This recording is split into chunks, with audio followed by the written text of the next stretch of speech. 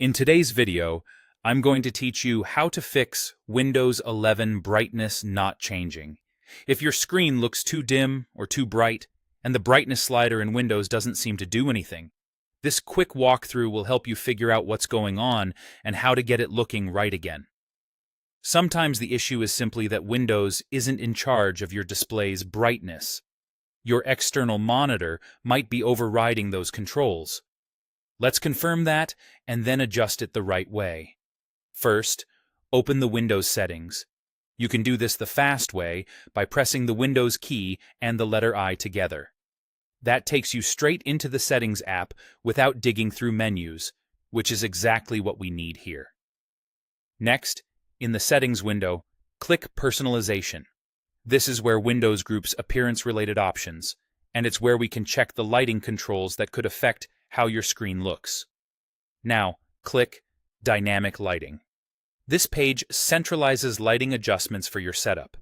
Look for a slider here that would normally let you adjust how bright things appear. Try moving the slider. If it slides and your display responds, great, you're all set. But if you find that you can't move the slider, or moving it doesn't change anything on your screen, that's the key sign that your monitor is overriding the Windows setting. When that happens, you'll need to adjust brightness directly on the monitor itself. Most standalone displays include their own on-screen menu and hardware controls for brightness. On many models, the buttons are located on the back of the monitor.